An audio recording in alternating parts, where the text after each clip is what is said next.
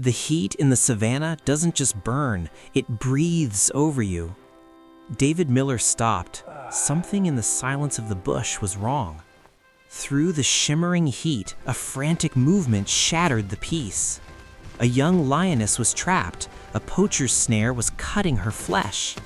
The cold metal of the illegal trap had already reached the bone. Every attempt to flee was a scream of pure, sharp agony. David knew there was no time to call for professional help.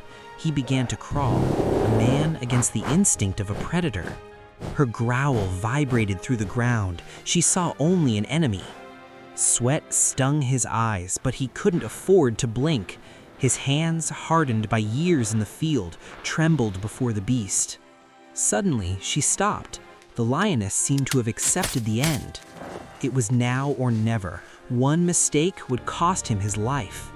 The steel groaned under pressure. Time seemed to freeze in place.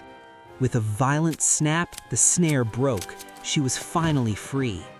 Shock took over the animal. Pain gave way to sudden confusion.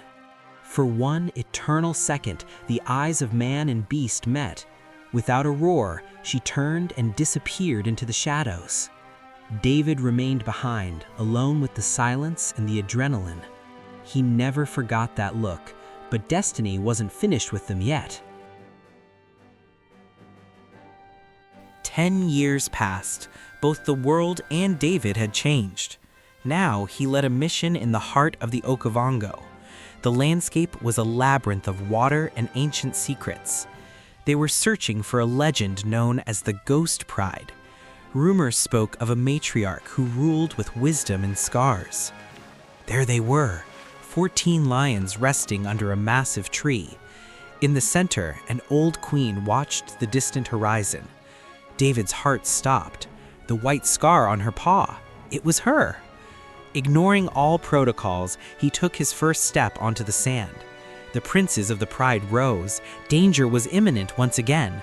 But the matriarch gave a command. The pride retreated immediately. She walked toward him, the same gait, the same dignity. 10 years later, the savior and the survivor stood face to face. The scent of a predator never forgets the smell of compassion. The unthinkable happened. The queen of the savannah lowered her guard. David touched her scarred skin, feeling the warmth of a life saved. Around them, a new generation thrived because of that one rescue. The savannah seemed to celebrate this impossible, mystical reunion. It wasn't just about saving an animal, it was about connection. She had fulfilled her role, and David finally found his peace.